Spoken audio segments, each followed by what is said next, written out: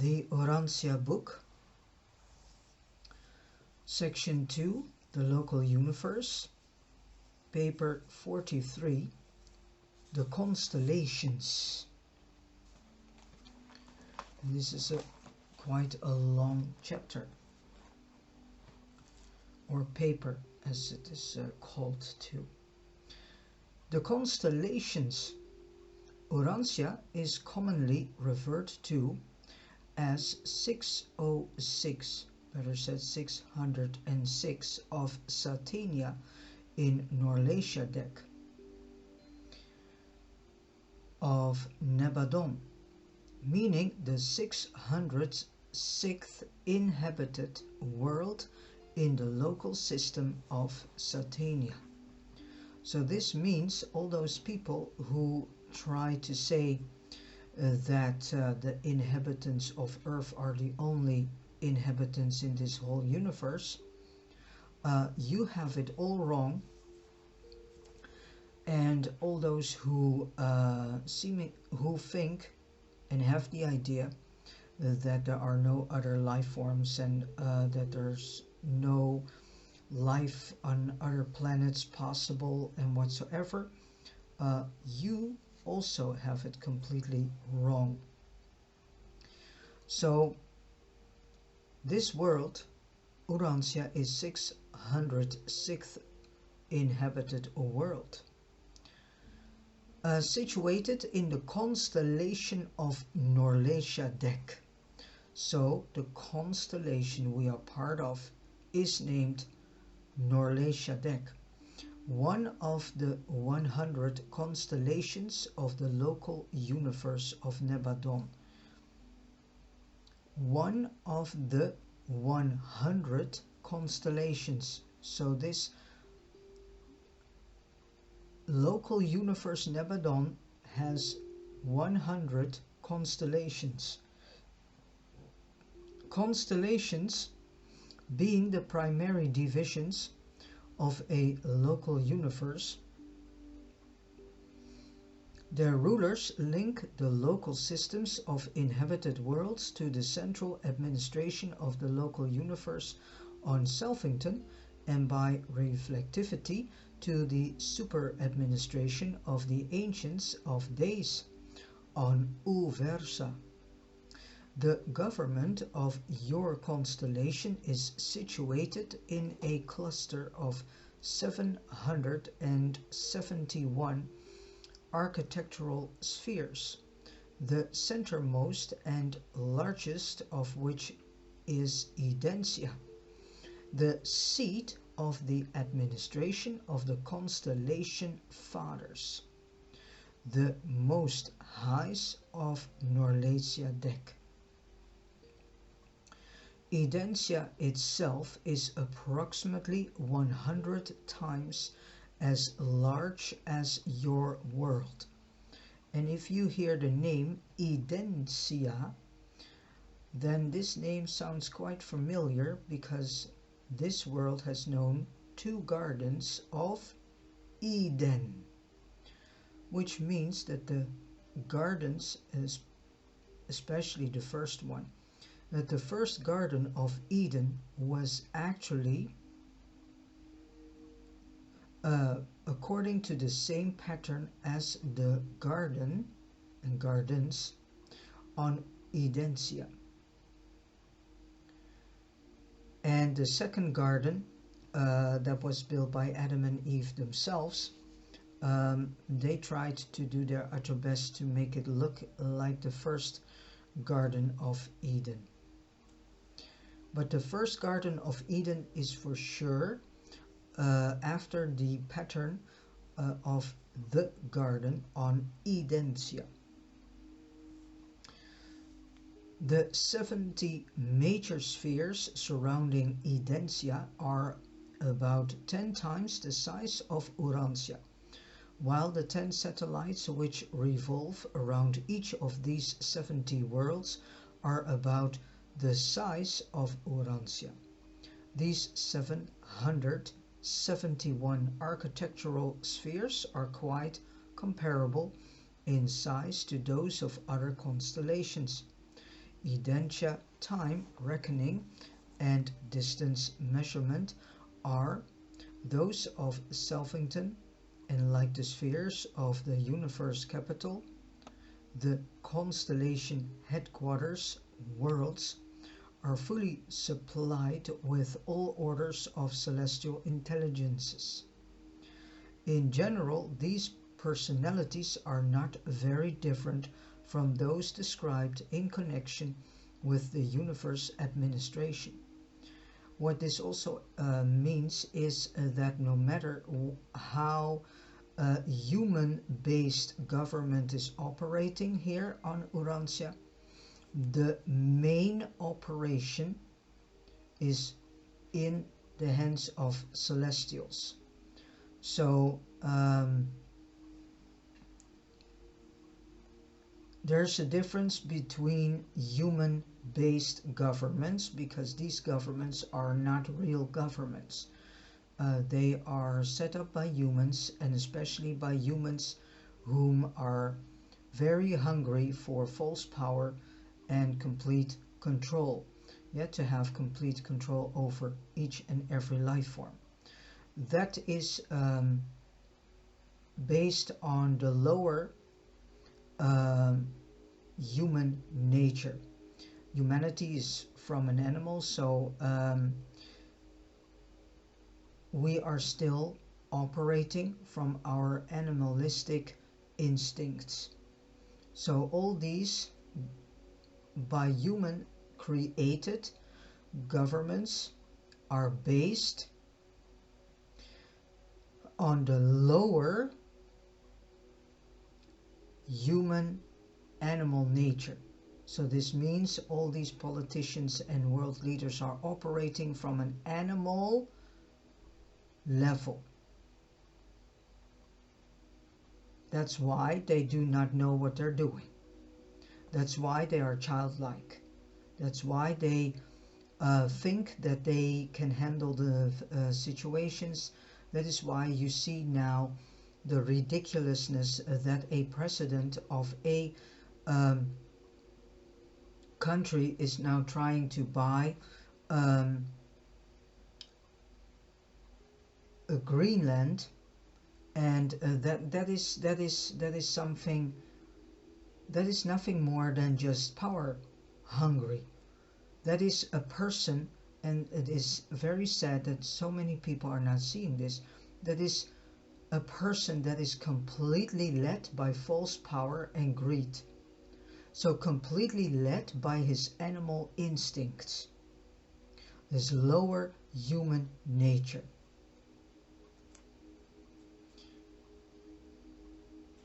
And that is why all the governments here on Urantia do not work and are falling apart and are actually in a state of implosion, because it is not in alignment with the will of the Paradise Father. So things that are not in alignment with the will of the Paradise Father eventually collapses, and that's what we are seeing. And now they are trying to do their uttermost best to keep everything up under false ideas and lies and pretensions and whatever, to save what they can save, but eventually everything that humanity has created shall collapse, because the majority of things that humanity has created over the eons is not in alignment with the will of the Paradise Father, so it collapses. So it's not only because it collapses because of the fact that we go to a new type of world. No, it's also because everything that again is not in alignment with the will of the Paradise Father shall collapse. Because rebellionism is ending, and all those whom are rebellious, their time is up. It's already set. The supervisor seraphim, the third order of local universe angels, are assigned to the service of the constellations. They make their headquarters on the capital spheres and minister extensively to the encircling Morontia training worlds. And so we speak about aliens and whatsoever. Well, maybe we should see this differently now and see that what the world governments are doing, they are trying to their uttermost best to make sure that we do not see the interaction of celestials with this world. And so probably we should start think in terms as that the things that we see that are not really in our eyes, in our way of seeing the reality, are not normal, are probably celestials that are doing their job here. And we are not allowed to know this nor to see this. So you can say in the top of the top of the top of this world, there are so-called people, certain people, that know about this. But they do everything to keep this so-called secret for the rest. In Norlatiadek, the 70 major spheres, together with the 700 minor satellites, are inhabited by the Univitatia, the permanent citizens of the constellation. All these architectural worlds are fully administered by the various groups of native life, for the greater part unrevealed, but including the efficient Spironga and the beautiful Spornatia. Being the midpoint in the Morontia training regime, as you might suspect, the Morontia life of the constellations is both typical and ideal.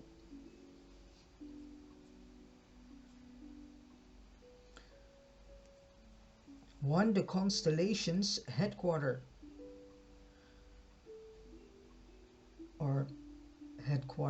So the constellation headquarters. Edentia abounds in fascinating highlands, extensive elevations of physical matter crowned with Morontia life and overspread with spiritual glory. But there are no rugged mountain ranges such as appear on Urantia. There are tens of thousands of sparkling lakes and thousands upon thousands of interconnecting streams, but there are no great oceans nor torrential rivers. Only the highlands are devoid of these surface streams. The water of Edentia and similar architectural spheres is no different from the water of the evolutionary planets. The water system of such spheres are both surface and subterranean, and the moisture is in constant circulation. Edentia can be circumnavigated via these various water routes, though the chief channel of transportation is the atmosphere. Spirit beings would naturally travel above the surface of the sphere, while the Morontia and material beings make use of material and semi-material means to negotiate atmospheric passages. Edentia and its associated worlds have a true atmosphere, the usual three-gas mixture, which is characteristic of such architectural creations and which embodies the two elements of Urantian atmosphere plus that Morontia gas suitable for the respiration of Morontia creatures. But while this atmosphere is both material and morontial, there are no storms or hurricanes, neither is there summer nor winter. This absence of atmospheric disturbances and of seasonal variations makes it possible to embellish all outdoors on these specially created worlds.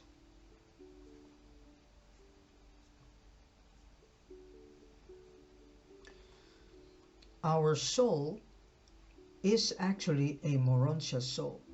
And if we leave this world, better said, if we shed off the flesh, the animal flesh skin, then we come into our Morontia state of beingness.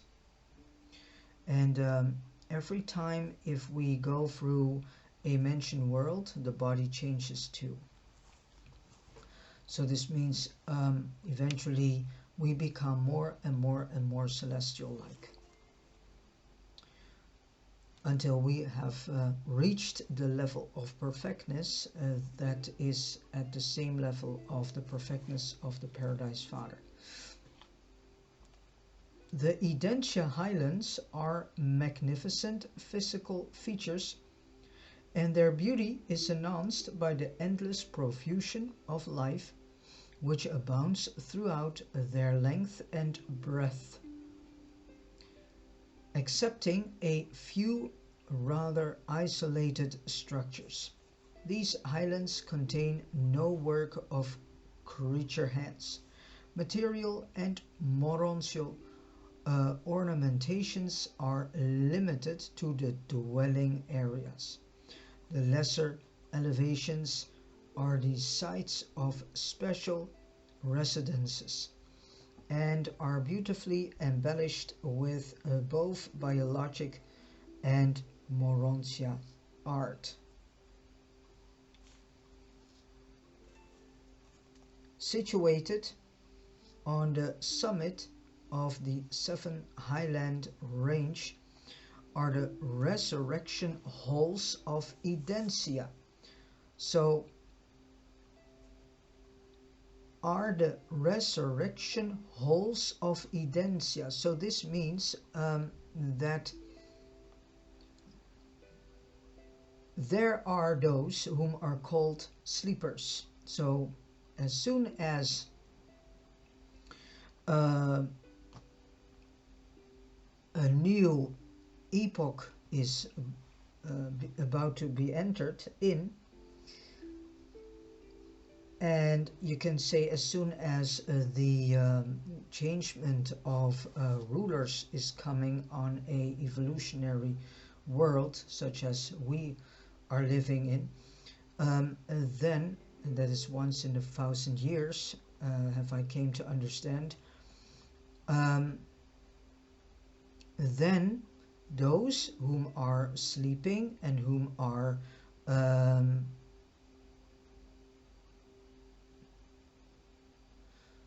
in the halls of Edentia, so to speak, they will be resurrected.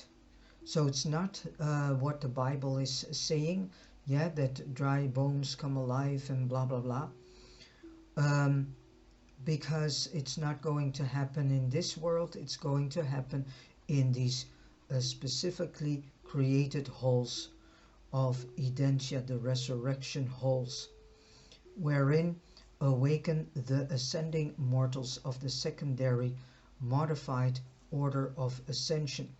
So there are the ones, who will wake up and those among them who did not yet got the chance to make their decision for a continuation of their ascension path, they get still the chance to do this. These chambers of creature reassembly are under the supervision of the Melchizedeks. The first of the receiving spheres of Edentia, like the planet Melchizedek near Salvington, also has special resurrection halls wherein the mortals of the modified orders of ascension are reassembled. The Melchizedeks also maintain two special colleges on Edentia. One, the Emergency School, is devoted to the study of problems growing out of the Satania rebellion. The Lucifer rebellion started here on Urantia in the part that is called Satania, which is the headquarters system of Urantia. This rebellion, what we are facing right now on Urantia/Earth, are the last contractions of this rebellion. The ones who try to have each and every life form under complete control, these are rebellionists. These are the, you can say, the fallen sons and daughters of God himself, which I mean with that these are the sons and daughters of God who have decided to not go along with God and to, so to speak, cut the cord with God, and trying to do their uttermost best to keep the plans of Lucifer still intact, and try to fulfill these plans, but it will not succeed. But it's time that humanity wakes up and is going to see that they are dealing with rebellious brothers and sisters who try to lure the rest into rebellion too. And that is the main reason why I'm reading out loud this Urantia book and presented it on social platforms, so that my beloved brothers and sisters are coming into a deeper background understanding of whom they are, what the world is that they are living in, that the world that they are living in has a name, Urantia, to get a deeper understanding about what actually Lucifer, who he was, and what he actually has done, because people think that they know everything about Lucifer, but they don't know a thing, and that what they know is based on human imagination, fantasy, and a level of understanding as Lucifer was understood by our forebears. This understanding is still in the Bible, and with this we should bring the Bible under a loop, and we have to see that there are a lot of stories and things written in the Bible that were written by men. Some of them inspired, most of them were not so inspired, and vary into levels of evilness. And that they also start to know more about from where does the human race come from, how did they start, and what the real mission was of Adam and Eve, because there's nothing in the Bible about the mission of Adam and Eve, and the picture sketched in the Bible about Adam and Eve is childish and so distorted and incomplete, you cannot rely on that story, as well as the so-called creational story that is childish, and you cannot rely on that story. You need more background information. It is amazing that people from generation unto generation are satisfied with a 2-page counting generational story, as in comparison with the Urantia book there are 2 sections about that are all about the creational story of Urantia, the local universe, the central universe, and universe of universes. So that is a big difference. So it's about time that people are undoing themselves from all these old information, most informative sources that people think that they contain some truth, are actually sources written by men themselves.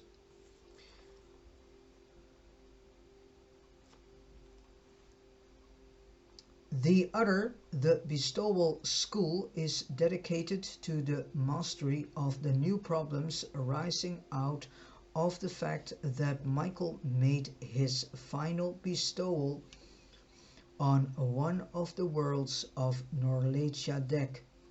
This latter college was established almost 40,000 years ago, immediately after the announcement by Michael that Urantia had been selected as the world for his final bestowal. The Sea of Glass, the receiving area of Edentia, is near the administrative center and is encircled by the headquarters amphitheater. Surrounding this area are the governing centers for the 70 divisions of constellation affairs. One half of Edentia is divided into 70 triangular sections whose boundaries converge at the headquarters buildings of their respective sectors. The remainder of this sphere is one vast natural park, the Gardens of God. During your periodic visits to Edentia, though the entire planet is open to your inspection, most of your time will be spent in that administrative triangle, whose number corresponds to that of your current residential world. You will always be welcome as an observer in the legislative assemblies. The Morontia area, assigned to ascending mortals resident on Edentia, is located in the mid-zone of the 35th triangle, adjoining the headquarters of the finalizers. Situated in the 36th triangle, the general headquarters of the Univitatia occupies an enormous area in the mid-region of the 34th triangle, immediately adjoining the residential reservation of the Morontia citizens. From these arrangements it may be seen that provision is made for the accommodation of at least 70 major divisions of celestial life, and also that each of these 70 triangular areas is correlated with some one of the 70 major spheres of Morontia training. The Edentia Sea of Glass is one enormous circular crystal, about 100 miles in circumference and about 30 miles in depth. This magnificent crystal serves as the receiving field for all transport seraphim and other beings arriving from the points outside the sphere. Such a sea of glass greatly facilitates the landing of transport seraphim. So you can say it is a sort of airport station for the seraphim. A crystal field on this order is found on almost all architectural worlds, and it serves many purposes aside from its decorative value, being utilized for portraying super-universe reflectivity to assembled groups and as a factor in the energy transformation technique for modifying the currents of space and for adapting other incoming physical streams. And then 2, the constellation government. The constellations are the autonomous units of a local universe, each constellation being administered according to its own legislative enactments. When the courts of Nebadon sit in judgment on universe affairs, all internal matters are adjudicated in accordance with the laws prevailing in the constellations concerned. So this means that everything that is happening and has happened on Earth is being seen, reported, and you can say that they have already a huge file created, and eventually this world and each person shall be judged accordingly. These judicial decrees of Salvington, together with the legislative enactments of the constellations, are executed by the administrators of the local systems. This is what I want to say. So all those people, all those rebellious children of God who think that they will never be punished, because that is the arrogance they have in their mind, because they are completely lost, and because they are so tremendously far away from God, they think that they shall never be punished for anything that they have done. They have declared for themselves a type of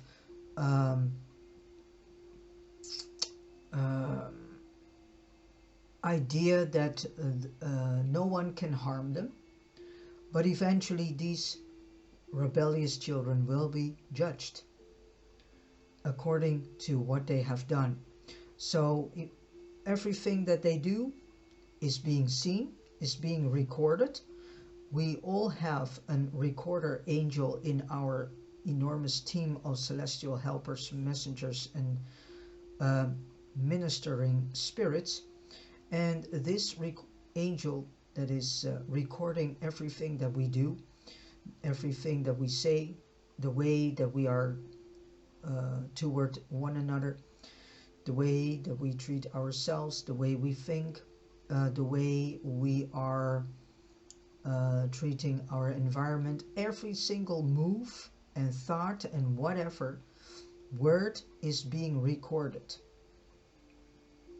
Every intention that is laid in the heart is recorded, every single thing. So all those people who are rebellious against God the Father,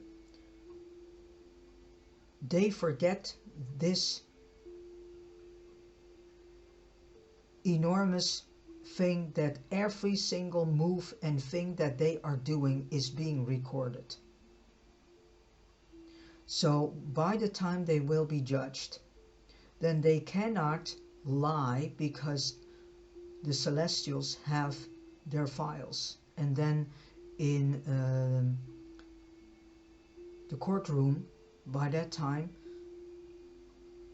there's so many evidence that they cannot debunk that as they can do here on Earth right now. Yeah, all those people have always their excuses. They always have high-paid other people who do the dirty job for them to make sure that they always get free. And the entire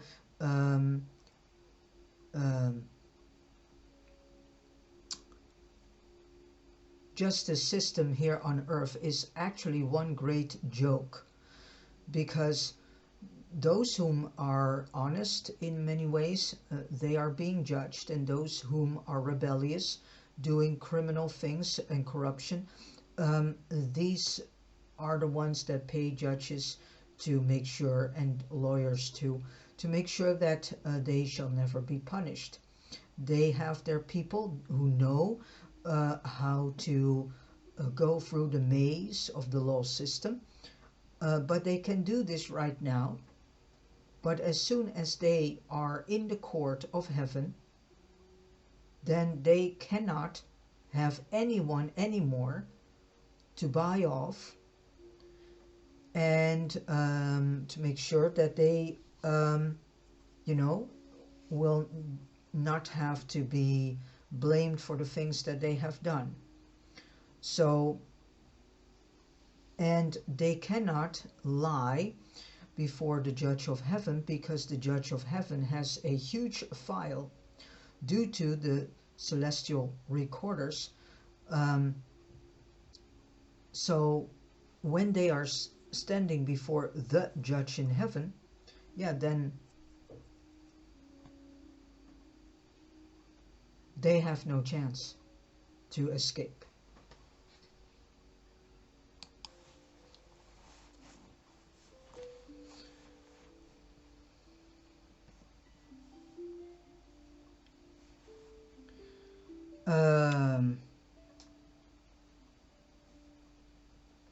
So when the courts of Nebadon sit in judgment on universe affairs, all internal matters are adjudicated in accordance with the laws prevailing in the constellation concerned. These judicial decrees of Salvington, together with the legislative enactments of the constellations, are executed by the administrators of the local systems. Constellations thus function as the legislative or lawmaking units, while the local systems serve as the executive or enforcement units. The Salvington government is the supreme judicial and coordinating authority, while the supreme judicial function rests with the central administration of a local universe. There are two subsidiary major tribunals at the headquarters of each constellation: the Melchizedek Council and the Court of the Most High. All judicial problems are first reviewed by the Council of the Melchizedeks. 12 of this order, who have had certain requisites experience on the evolutionary planets and on the system headquarters worlds, are empowered to review evidence, digest pleas, and formulate provisional verdicts, which are passed on to the Court of the Most High, the reigning Constellation Father. The mortal division of this latter tribunal consists of 7 judges, all whom are ascendant mortals. The higher you ascend in the universe, the more certain you are to be judged by those of your own kind. Wow, this is interesting. So the higher you ascend in the universe, the more certain you are to be judged by those of your own kind. So now you can understand how important it is to live a righteous life, which means to live a life that Jesus has shown us to live. And that type of life is based on love your neighbor as you love yourself. So this type of life is based on seeing each and every man and woman as a brother and sister, which means also to live a type of life that is in complete service to fellow brothers and sisters. And this means that you undo yourselves from your lower human animal nature. And how can you do this? By stepping more and more into spiritual values. And this can be done if you are listening to the directions coming from the thought adjuster, which is the God the Father fragment in us. The Paradise Father has bestowed a piece of itself on us. Each person in this world has this thought adjuster, but we have a free will. So if we are not choosing to listen to the directions of the thought adjuster, that is your own voluntary free will choice.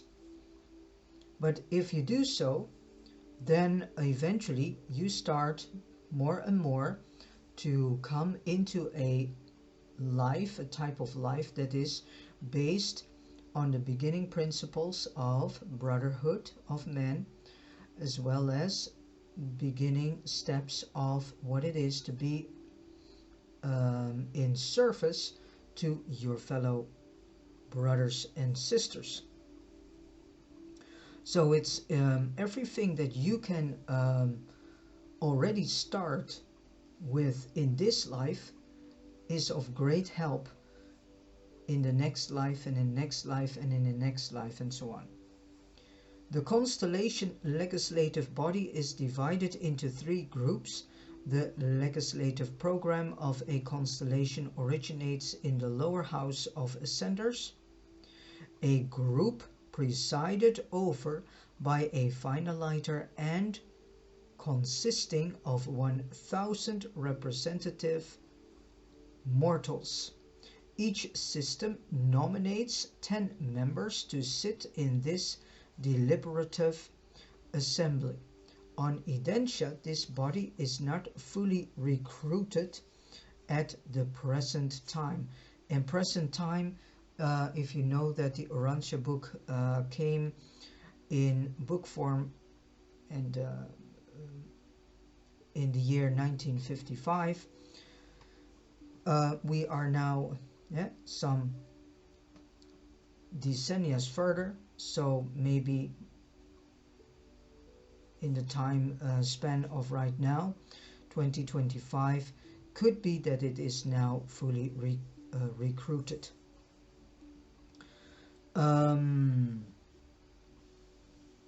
The mid-chamber of legislators is composed of the seraphic hosts and their associates, other children of the local universe Mother Spirit. This group numbers 100 and is nominated by the supervising personalities who preside over the various activities of such beings as they function within the constellation. The advisory or highest body of constellation legislators consists of the House of Peers, the House of Divine Sons. This corps is chosen by the Most High Fathers and numbers 10. Only sons of special experience may serve in this upper house.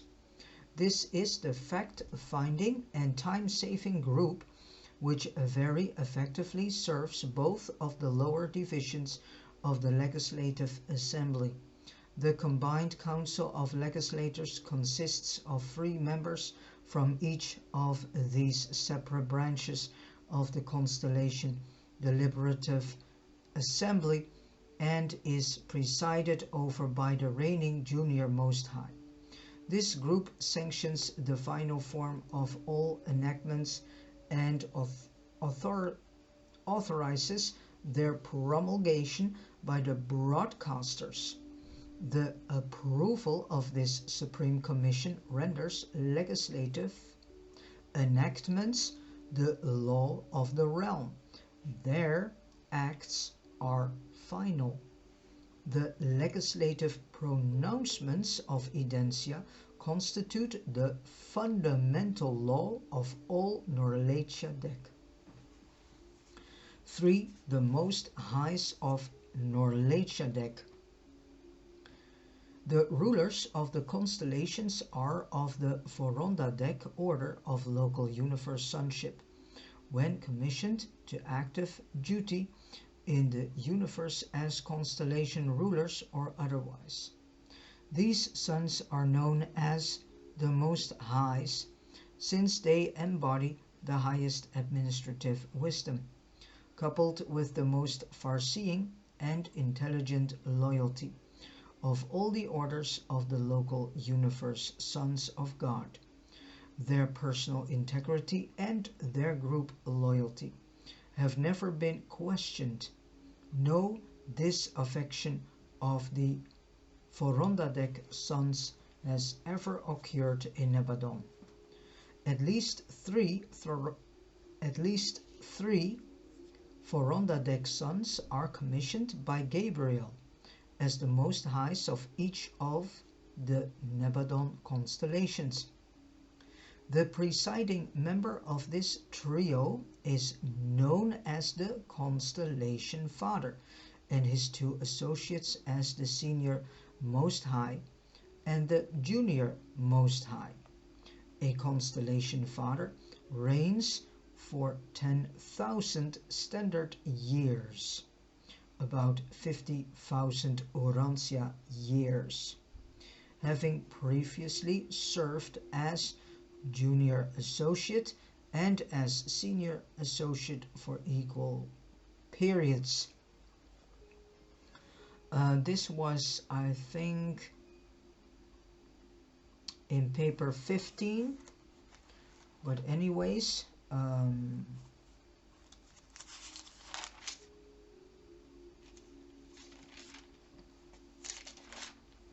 not in paper 15, later on.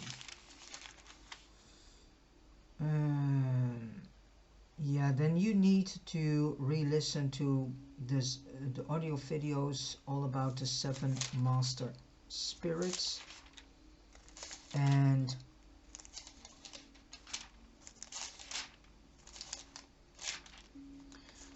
the 7 supreme spirit groups, and also the Supreme Trinity personalities and the coordinate Trinity origin beings,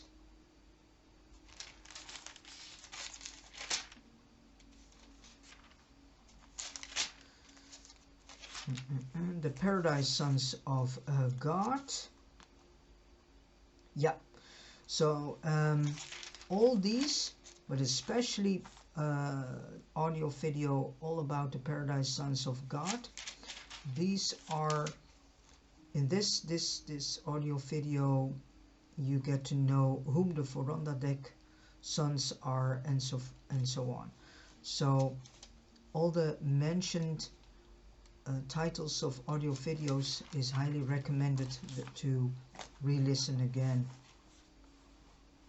or buy yourselves a copy of the Urantia book itself and start reading it yourselves in your own pace. So over the various activities of such beings as they function within the constellation.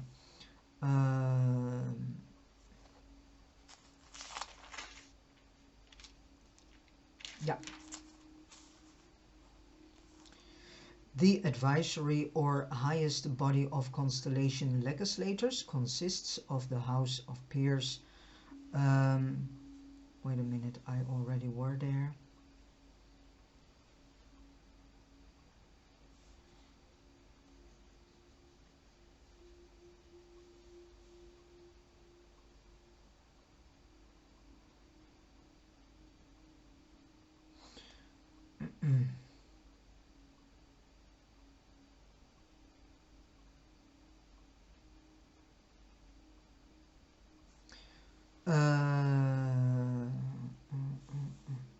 The House of the Divine Sons. This corpse is chosen by the Most High Fathers, and Numbers 10.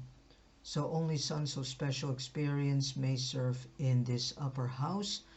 This is the fact-finding and time-saving group which very effectively serves both of the lower divisions of the Legislative Assembly.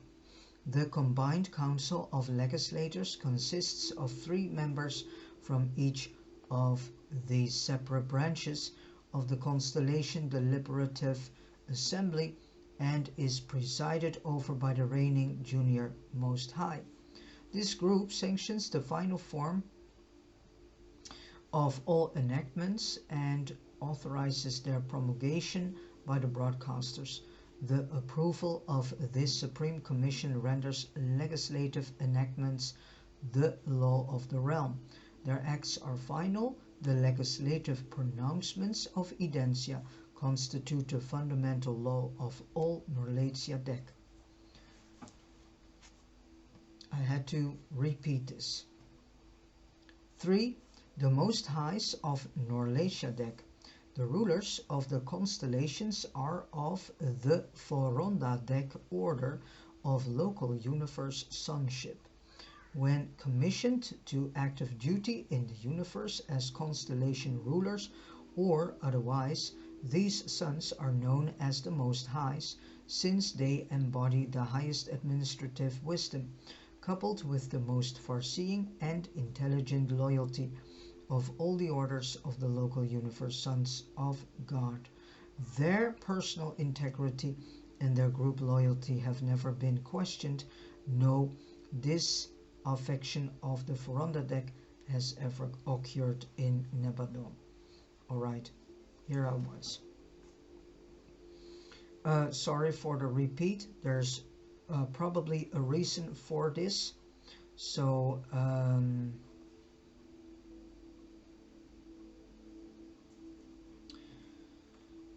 at least 3 Urantia sons are commissioned by Gabriel as the Most Highs of each of the Nebadon constellations. The presiding member of this trio is known as the Constellation Father, and his 2 associates as the Senior Most High and Junior Most High. A Constellation Father reigns for 10,000 standard years, about 50,000 Urantia years, having previously served as Junior Associate and as Senior Associate for equal periods. So again, my excuse for the repeat, but I'm not doing this without a reason, so there is some deep understanding laid in this piece of information. The psalmist knew that Edentia was ruled by 3 Constellation Fathers and accordingly spoke of their abode in the plural. There is a river, the streams whereof shall make glad the city of God, the most holy place of the tabernacles of the Most Highs. So it is unfortunate that we do not really know the real makers of the Psalms. From what I came to understand is that a lot of Psalms have been written by Akhenaten and Amenhotep, as well as one of the 2 Isaiahs. So it is unfortunate that not the author of the Psalms are mentioned.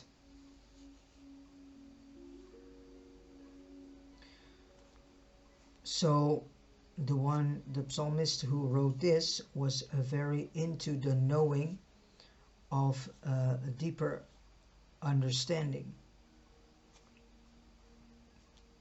because otherwise you would not say the Most Highs.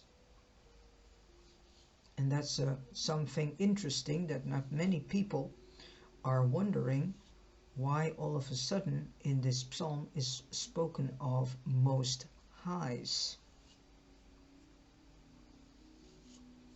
Down through the ages there has been great confusion on Urantia regarding the various universe rulers. Many later teachers confused their vague and indefinite tribal deities with the Most High Fathers. Still later, the Hebrews merged all of these celestial rulers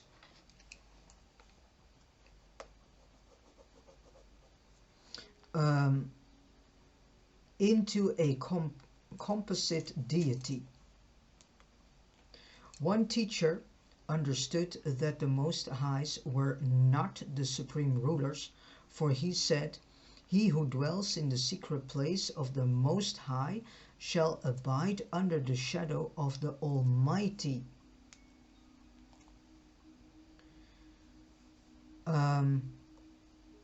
So we need to understand far more, because what I say, the Bible is not telling us the things that we should actually know. And I'm very glad that there is a movement going on earth that is having the courage to question the Bible. In Urantia records, it is very difficult at times to know exactly who is referred to by the term Most High. But Daniel fully understood these matters. He said, "The Most High rules in the kingdom of man and gives it to whomsoever he will." The Constellation Fathers are little occupied with the individuals of an inhabited planet, but they are closely associated with those legislative and law-making functions of the constellations which so greatly concern every mortal race and national group of inhabited worlds.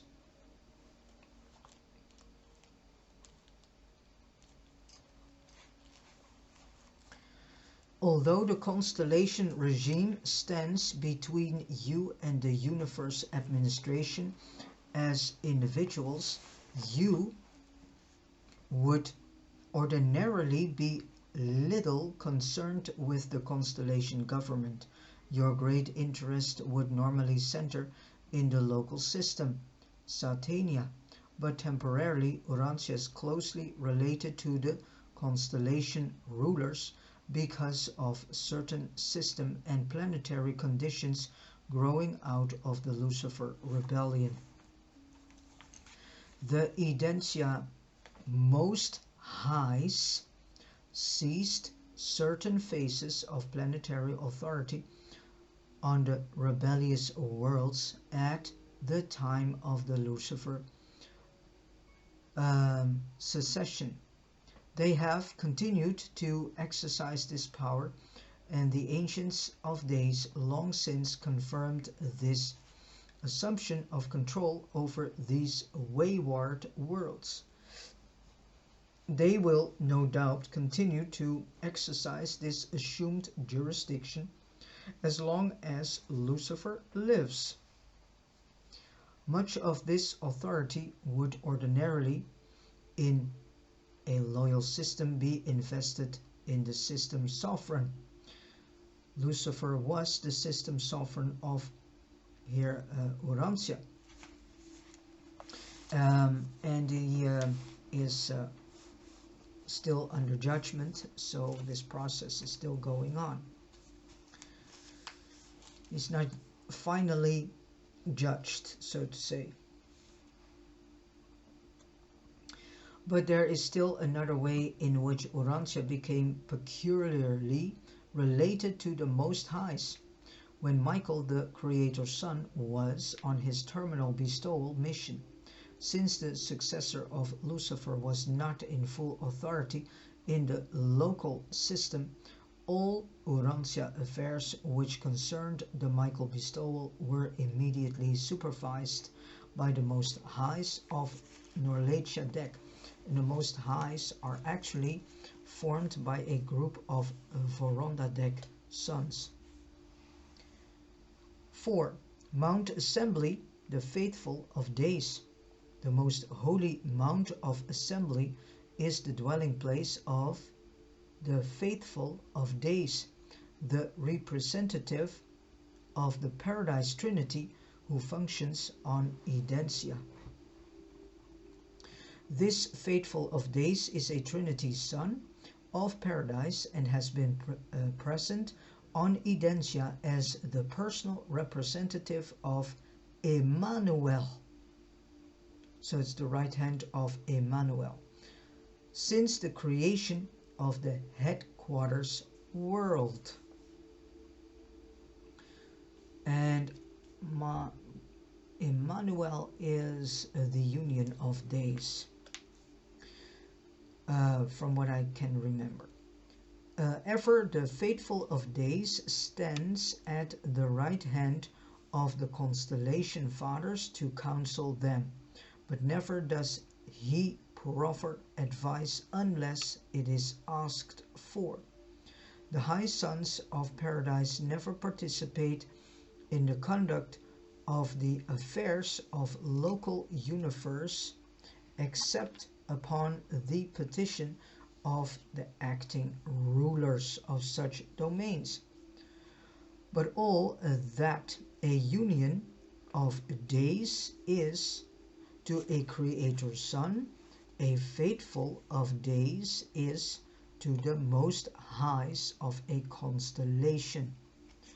The residence of the Edentia Faithful of Days is the constellation center of the Paradise system of extra-universe communication and intelligence. These Trinity sons, with their staffs of Havona and Paradise personalities in liaison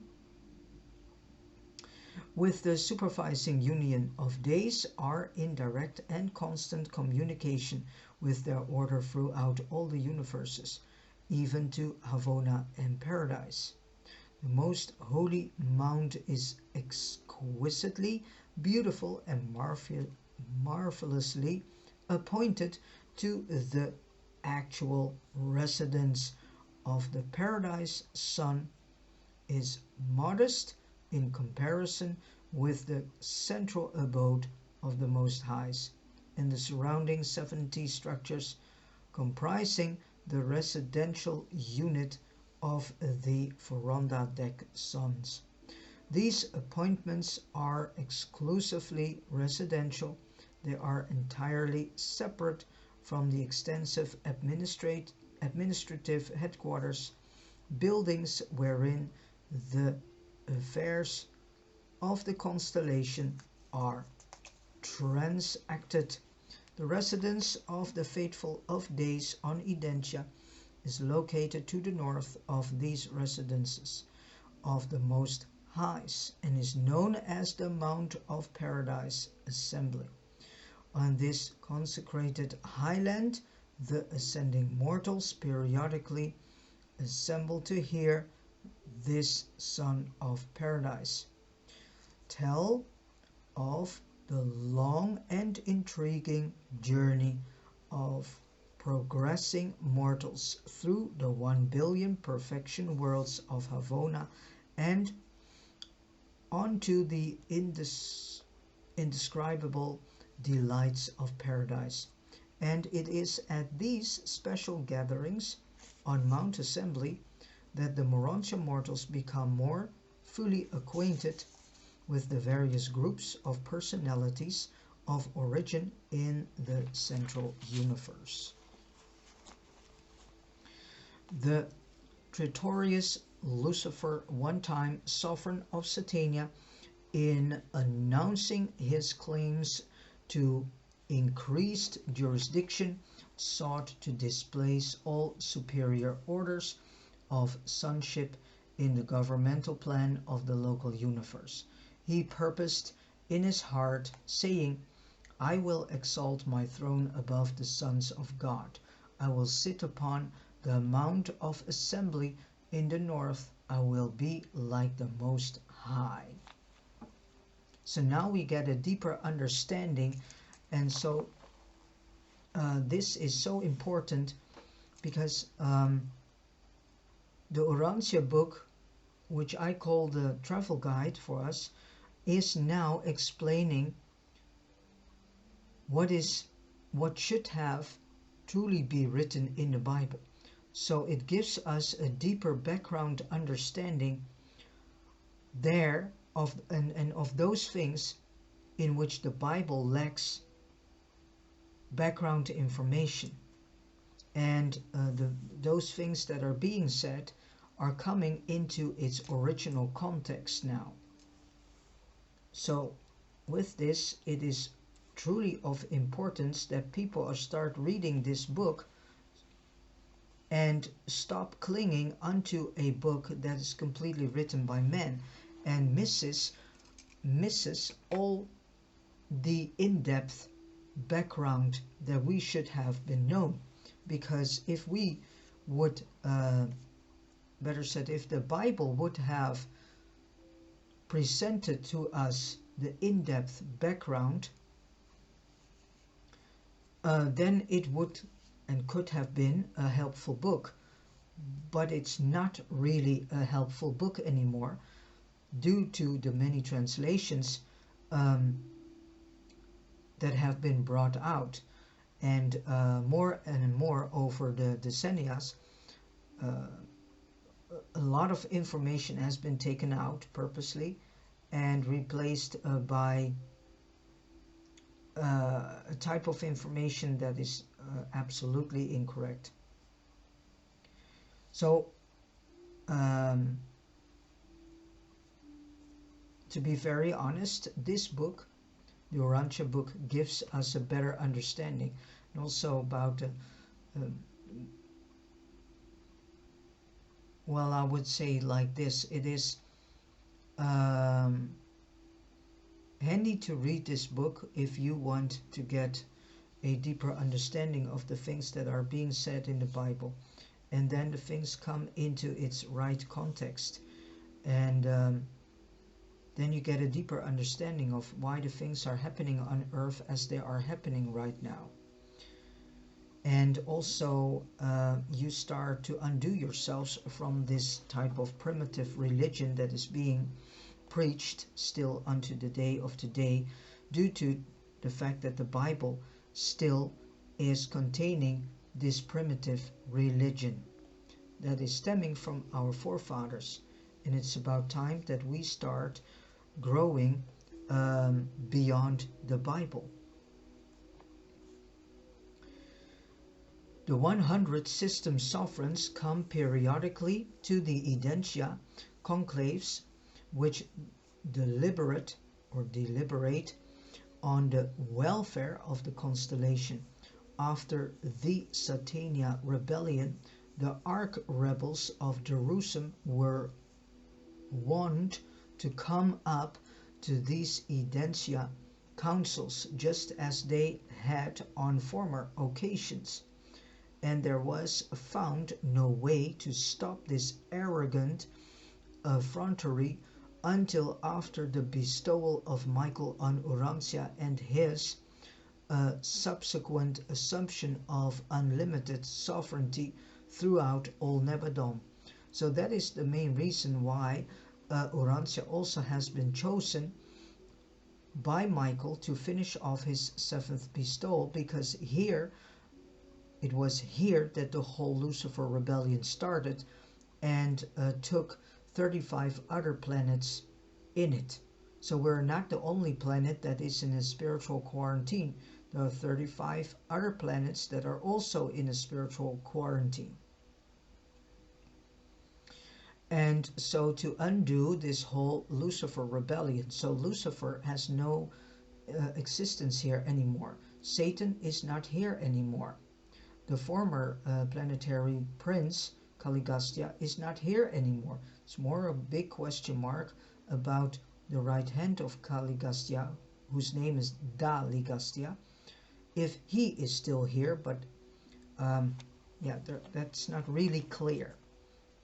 I think he's also gone, and I have the idea that we are now dealing with just the leftover of all these rebellious groups and of people.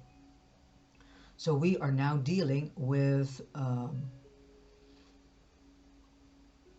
those rebellists of that time and age.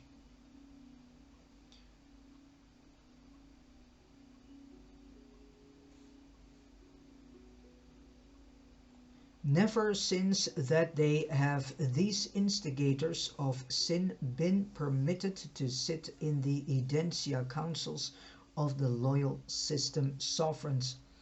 That the teachers of olden times knew of these things is shown by the record. And there was a day when the sons of God came to present themselves before the Most Highs. And Satan came also and presented himself among them. And this is a statement of fact regardless of the connection in which it chances to appear. Since the triumph of Christ, all Norlatiadek is being cleansed of sin and rebels.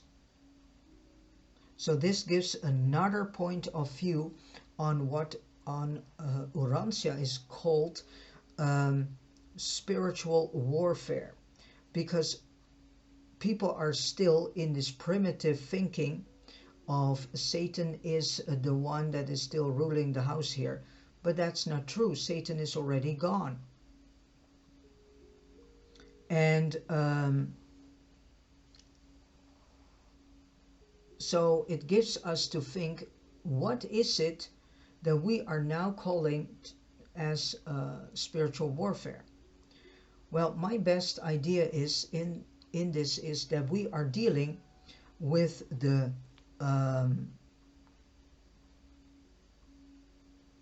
with a battle that is between the God nature in us and the animal human nature in us, as well as all these unresolved traumas, not only from this life but also from traumas passed on to us from generation unto generation. That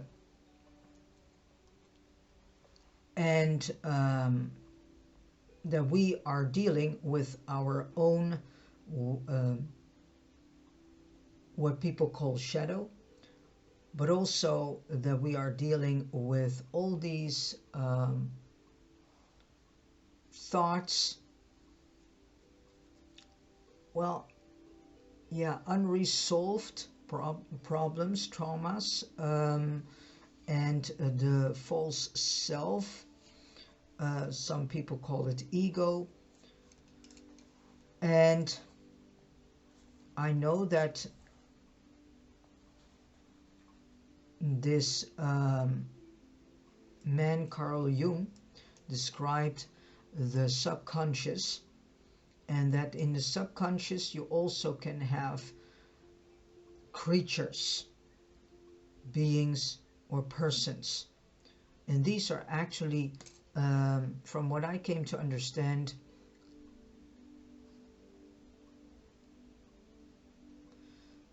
coming from unresolved traumas that start to live their own life and become a being on its own. So we need to see the things from a different perspective.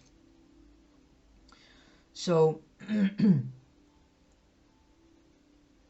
Since the triumph of Christ, all Norlatiadek is being cleansed of sin and rebels. Sometime before Michael's death in the flesh, the fallen Lucifer's associate Satan sought to attend such an Edentia conclave, but the solidification of sentiment assigned, better said,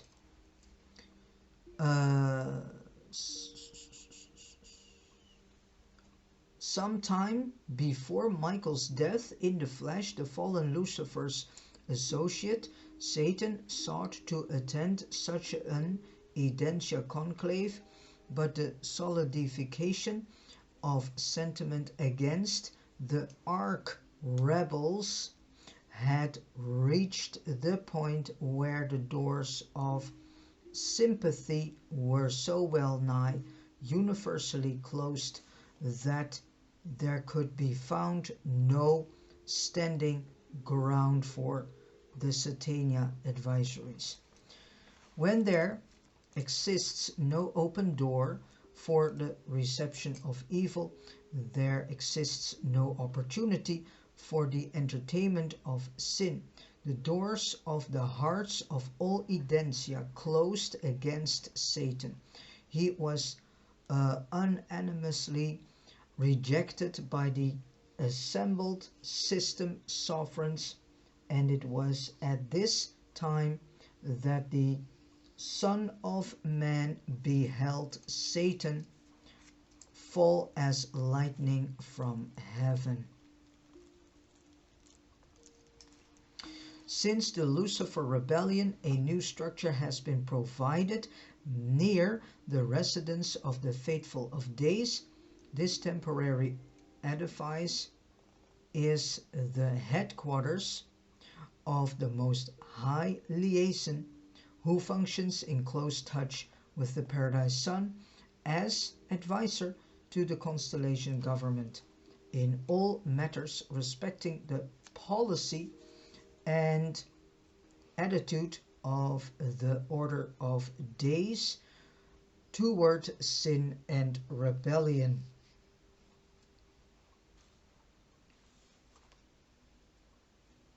Five, the Edentia Fathers since the Lucifer rebellion. The rotation of the Most Highs on Edentia was suspended at the time of the Lucifer rebellion. We now have the same rulers who were on duty at that time.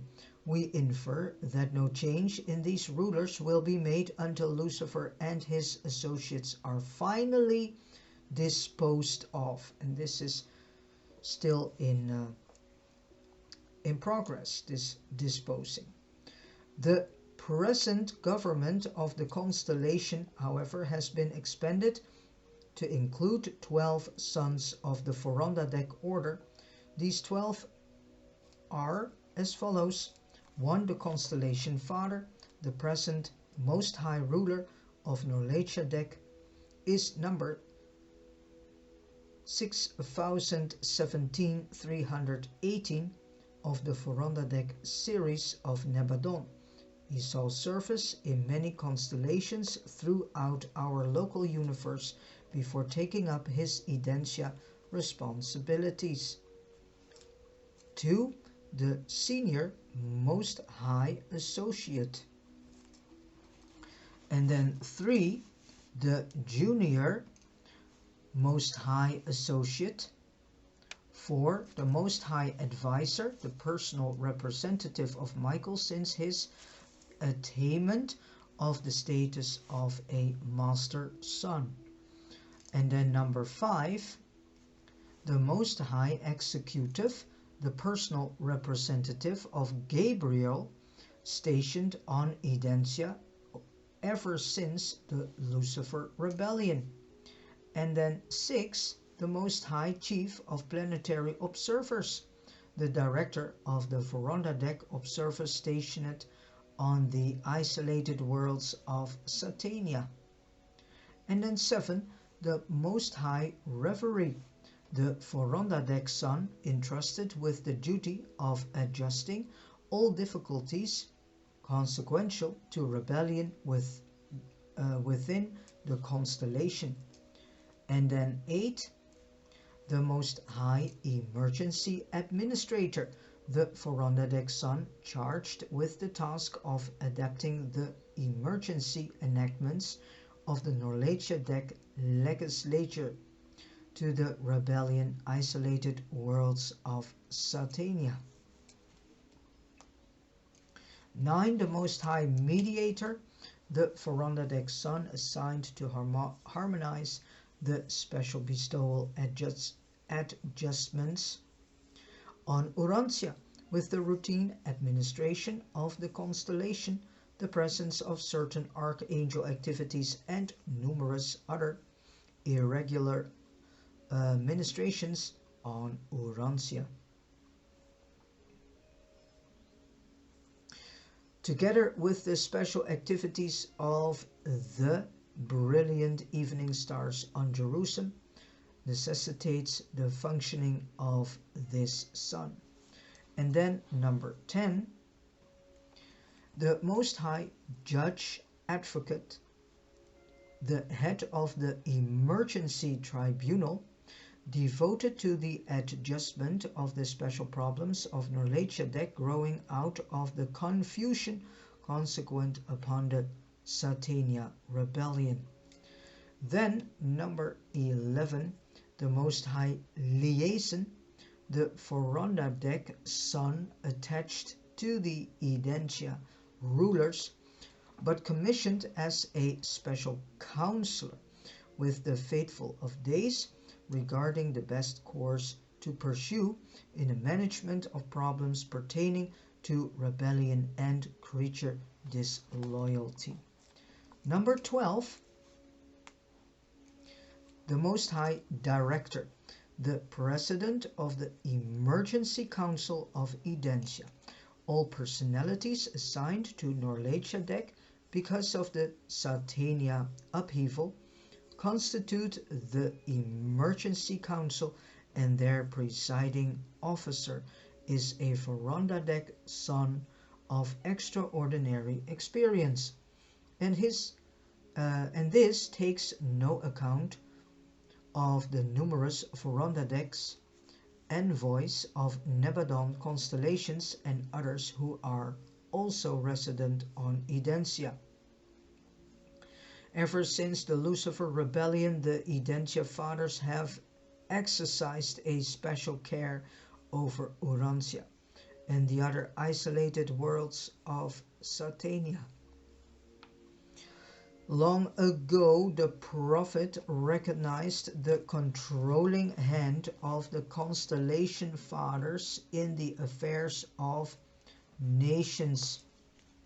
When the Most High divided to the nations their inheritance, when he separated the sons of Adam, he set the bounds of the people. Every quarantined or isolated world has a Urantiadek son acting as an observer. He does not participate in planetary administration except when ordered by the Constellation Father to intervene in the affairs of the nations. Actually, it is this Most High Observer who rules in the kingdoms of men. Urantia is one of the isolated worlds of Norlatiadek, and a Urantiadek observer has been stationed on the planet ever since the Caligastia betrayal. When Machiventa Melchizedek ministered in semi-material form on Urantia, he paid respectful homage to the Most High Observer, then on duty, as it is written, and Melchizedek, king of Salem, was the priest of the Most High. So now we get a deeper understanding who the Most High is, because many people are calling the Paradise Father, whom we better know as God the Father, also Most High. But if you say Most High, then you are actually referring to Norlatiadek Son.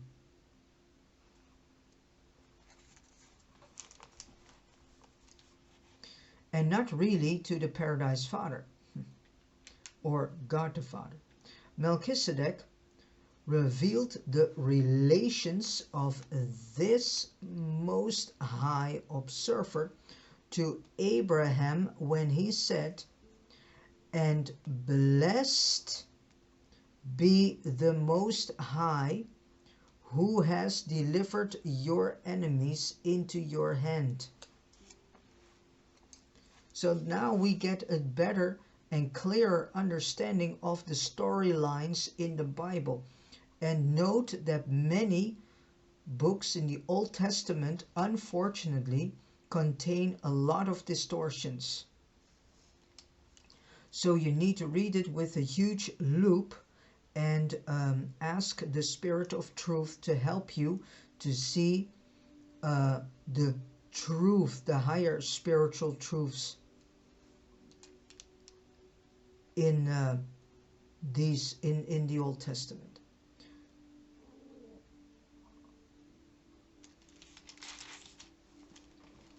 Six, the gardens of God.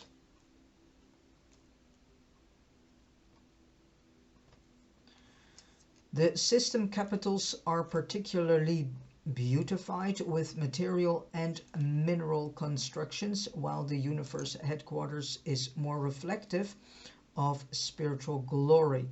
But the capitals of the constellations are the acme of Urantia activities and living embellishments. On the constellation headquarters worlds, living embellishment is more generally utilized, and it is this preponderance of life, botanic artistry, that causes these worlds to be called the gardens of God. About 1/2 of Edentia is devoted to the exquisite gardens of the Most Highs. And these gardens are among the most entrancing Urantia creations of the local universe. This explains why the extraordinarily beautiful places on the inhabited worlds of Norlatiadek are so often called the Gardens of Eden.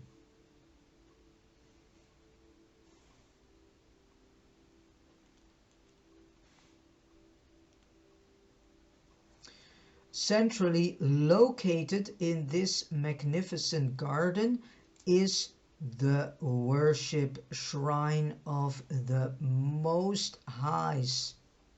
The psalmist must have known something about these things, for he wrote, "Who shall ascend the hill of the Most Highs?" Wow. Interesting, really. "Who shall stand in this holy place? He who has clean hands and a pure heart, who has not lifted up his soul to vanity nor sworn deceitfully." At this shrine the Most Highs, on every 10th day of relaxation, led all Edentia in the worshipful contemplation of God the Supreme. The architectural worlds enjoy 10 forms of life of the material order. On Urantia there is plant and animal life, but on such a world as Edentia there are 10 divisions of the material orders of life. Were you to view these 10 divisions of Edentia life, you would quickly classify the first 3 as vegetable and the last 3 as animal, but you would be utterly unable to comprehend the nature of the intervening 4 groups of prolific and fascinating forms of life. Even the distinctively animal life is very different from that of the evolutionary worlds, so different that it is quite impossible to portray the morontial minds, the unique character and affectionate nature of these non-speaking creatures. There are thousands upon thousands of living creatures which your imagination could not possibly picture. The whole animal creation is an entirely different order from the gross animal species of the evolutionary planets, but all this animal life is most intelligent and exquisitely serviceable, and all the various species are surprisingly gentle and touchingly companionable. There are no carnivorous creatures on such architectural worlds. There's nothing in all Edentia to make any living being afraid. Wow. The vegetable life is also very different from that of Urantia, consisting of both material and morontia varieties. The material growths have a characteristic green coloration, but the morontia equivalents of vegetative life have a violet or orchid tinge of varying hue and reflection. Such morontia vegetation is purely an energy growth. When eaten, there is no residual portion. Being endowed with 10 divisions of physical life, not to mention the morontia variations, these architectural worlds provide tremendous possibilities for the biologic beautification of the landscape and the material and the morontia structures. The celestial artisans, which is the next paper I came to see, it's all about the celestial artisans, direct the native Spornatia in this extensive work of botanic decoration and biologic embellishment, whereas your artists must resort to inert paint and lifeless marble to portray their concepts. The celestial artisans and the Unifitatia more frequently utilize living materials to represent their ideas and to capture their ideals. So this is interesting to read here.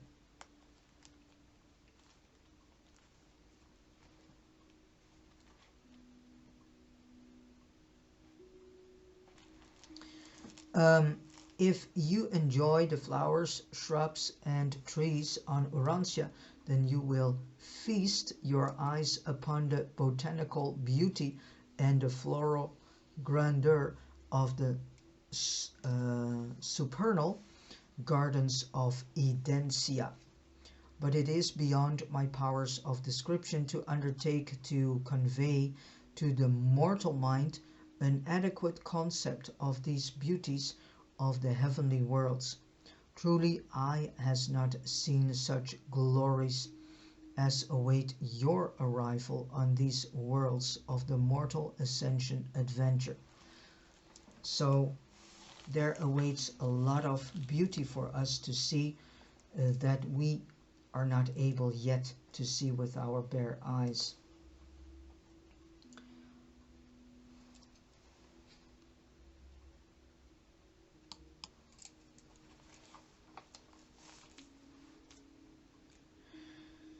The Uniphytatia.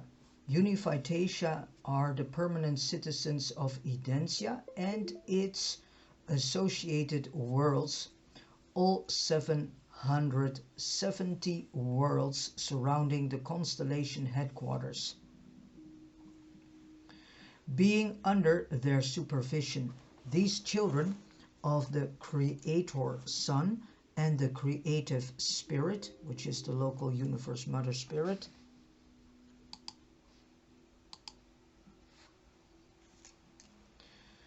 are projected on a plane of existence in between the material and the spiritual. But they are not Morantia creatures. The natives of each of the 70 major spheres of Edentia possesses different visible forms, and the Morantia mortals have their Morantia forms attuned to correspond with the ascending scale of the Uniphytatia. Each time they change residence from one Edentia sphere to another as they pass successively from world number 1 to world number 70. Spiritually, the Uniphytatia are alike.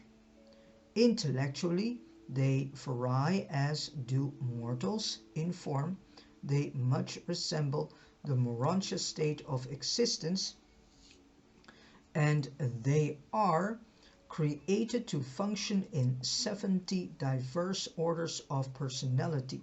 Each of these orders of Uniphytatia exhibits 10 major variations of intellectual activity, and each of these varying intellectual types presides over the special training and cultural schools of progressive occupational or practical socialization on some one of the 10 satellites which swing around each of the major Edentia worlds. These 700 minor worlds are technical spheres of practical education in the working of the entire local universe and are open to all classes of intelligent beings. These training schools of special skill and technical knowledge are not conducted exclusively for ascending mortals, although Morantia students constitute by far the largest group of all those who attend these courses of training. When you are received on any one of the 70 major worlds of social culture, you are immediately given clearance for each of the 10 surrounding satellites. In various courtesy colonies, ascending Morantia mortals predominate among the reversion directors, but the Uniphytatia represent the largest group associated with the Nebadon Corps of Celestial Artisans. In all Orphanton, no extra Havona beings, excepting the Uversa abandoners, can equal the Uniphytatia in artistic skill, socially adaptability, and coordinating cleverness. These citizens of the constellation are not actually members of the artisan corps, but they freely work with all groups and contribute much to making the constellation worlds the chief spheres for the realization of the magnificent artistic possibilities of transition culture. They do not function beyond the confines of the constellation headquarters worlds.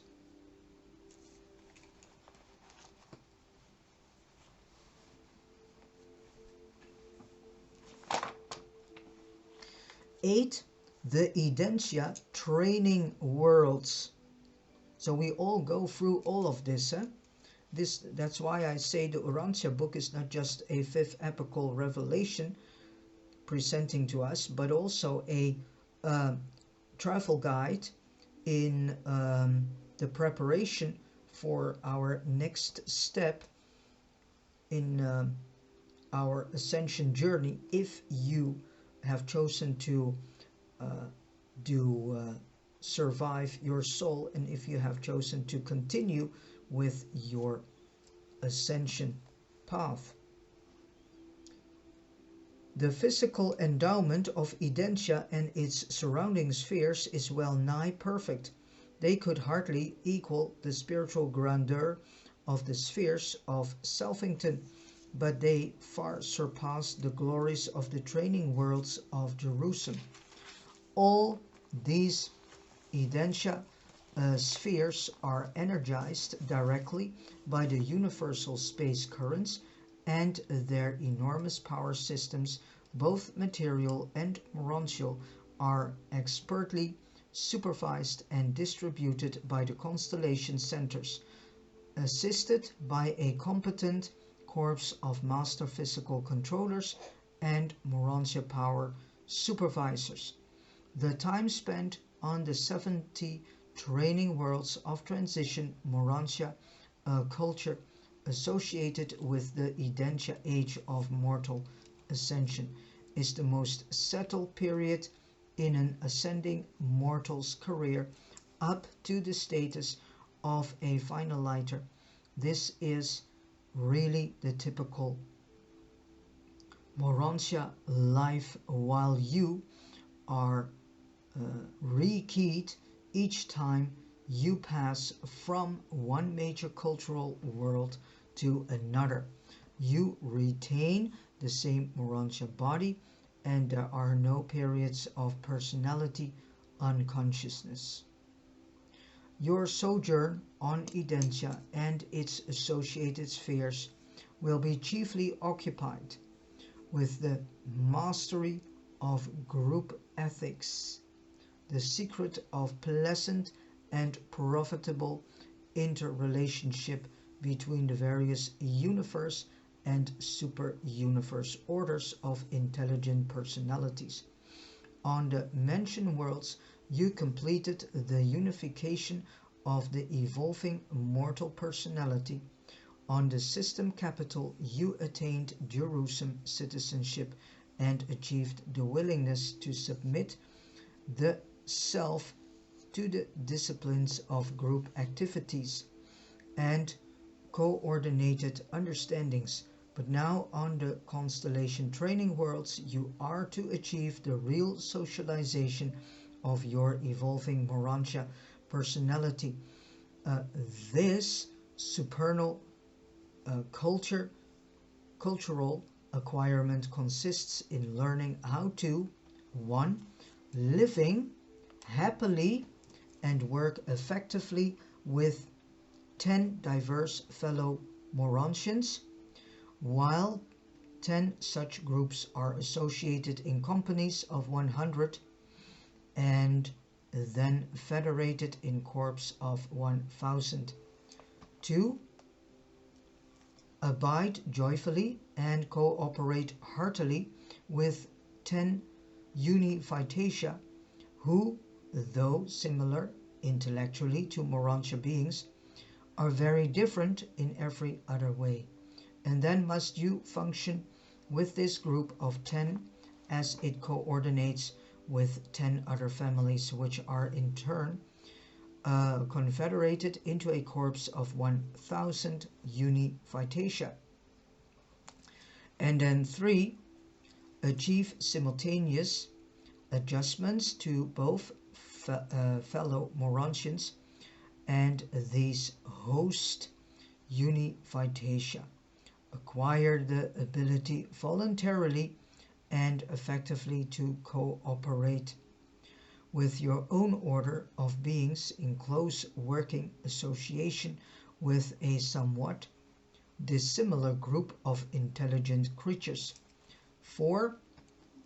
While thus socially functioning with beings like and unlike yourself, achieve intellectual harmony with and make vocational adjustment to both groups of associates. Number 5. while attaining satisfactory socialization of the personality on intellectual and vocational levels, further perfect the ability to live in intimate contact with similar and slightly dissimilar beings with ever lessening irritability and ever diminishing resentment.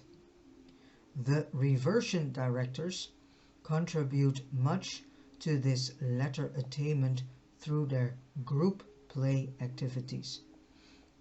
And then number 6, adjust all of these various socialization techniques to the furtherance of the progressive coordination of the Paradise Ascension career. Augment universe insight by announcing the ability to grasp the eternal goal meanings concealed within these seemingly insignificant time-space activities. Number 7, the last, and then climax all of these procedures of multi-socialization with the concurrent announcement of spiritual insight as it pertains to the augmentation of all phases of personal endowment through group spiritual association and Morontia coordination, intellectually, socially, and spiritually. Two moral creatures do not merely double their personal potentials of universe achievement by partnership technique. They more nearly quadruple their attainment and accomplishment possibilities. We have portrayed Edentia socialization as an association of a Morontia mortal with a Univitatia family group consisting of 10 intellectually dissimilar individuals concomitant with a similar association with 10 fellow Morontians. But on the first 7 major worlds, only one ascending mortal lives with 10 Univitatia. On the second group of 7 major worlds, 2 mortals abide with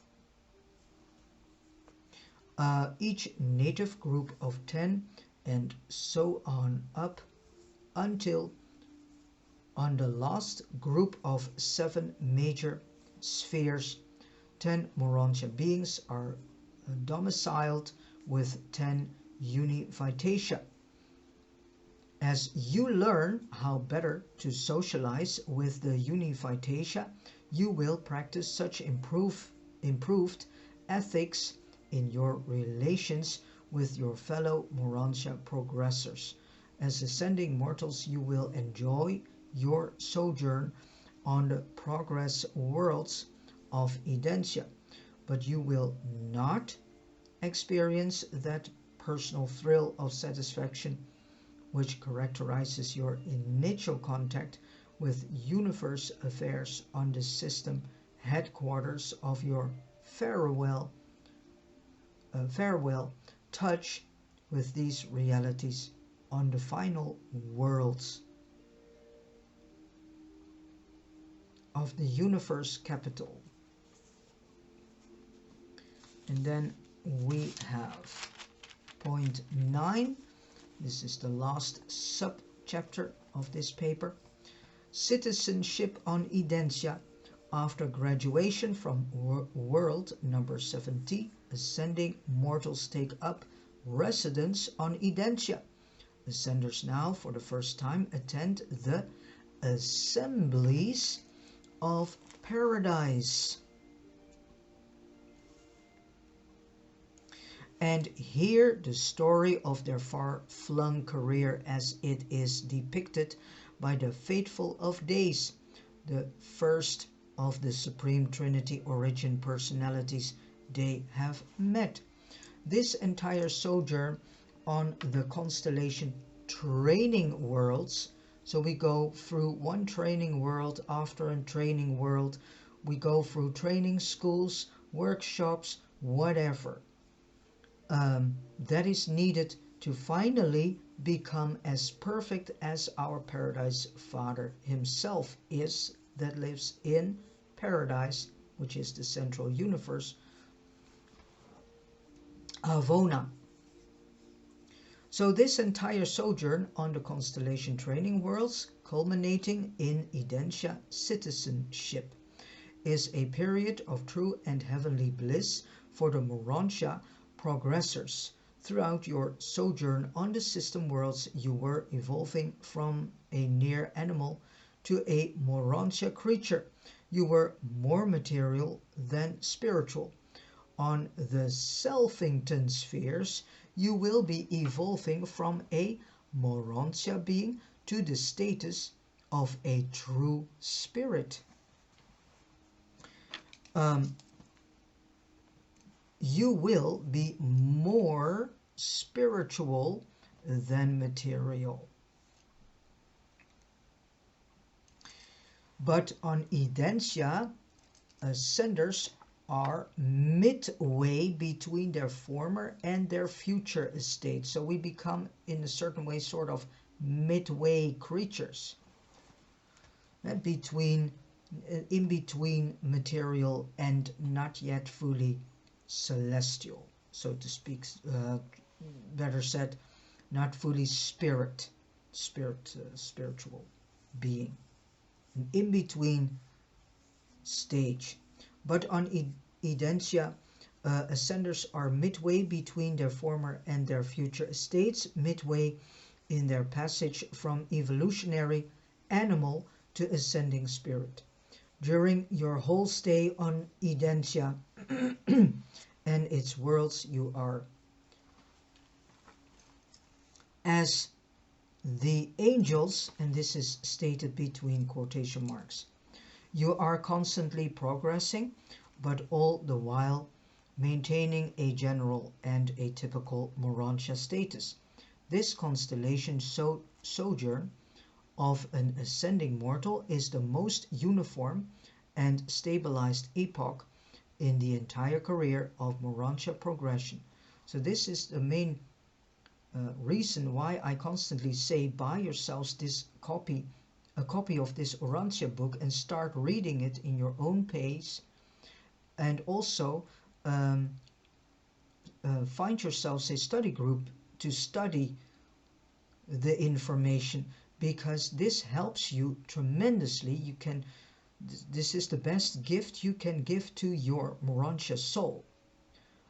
Reading this book, because it helps your Urantia soul to absorb this information, and so when you progress to the first mentioned world, you are not really a blank slate, because you will be taught in this information, and far more, of course, than only the more than 2,000 pages in this book.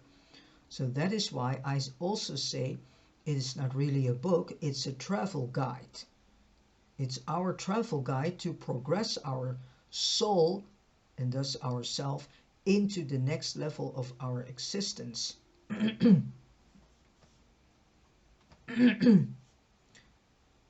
So this helps you to get a clearer picture of what the next step is you go through, and what you are going through during your entire ascension career, so to say. This experience constitutes the pre-spirit socialization training of the ascenders. It is analogous to the pre-finaliter spiritual experience of Havona and to the pre-absonite training on Paradise. Ascending mortals on Edentia are chiefly occupied with the assignments on the 70 progressive Unification worlds. They also serve in varied capacities on Edentia itself, mainly in conjunction with the Constellation program concerned with group, racial, national, and planetary welfare. The Most Highs are not so much engaged in fostering individual advancement on the inhabited worlds. They rule in the kingdoms of men rather than in the hearts of individuals. And on that day, when you are prepared to leave Edentia for the Salvington career, you will pause and look back on one of the most beautiful and most refreshing of all your epochs of training this side of paradise. But the glory of it all augments as you ascend inward and achieve increased capacity for enlarged appreciation of divine meanings and spiritual values. Well, with this said, we have come to the end of reading paper 43, and the information in this paper has been presented to us by Malavetia Melchizedek. So a very interesting paper. It gives a lot of information to us what we can experience during our ascension path. And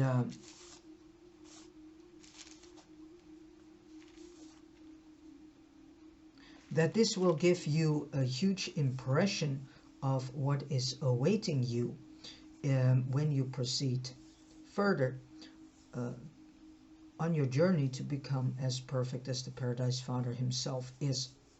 Alright, thank you so much for listening to this audio video. I wish you all a beautiful, joyful, and glorious day, and that all the things that come from your hands, out of your hands, will be fruitful for all around you and also for yourself, and will also be of great service for the kingdom of God. And as last I say, God bless you.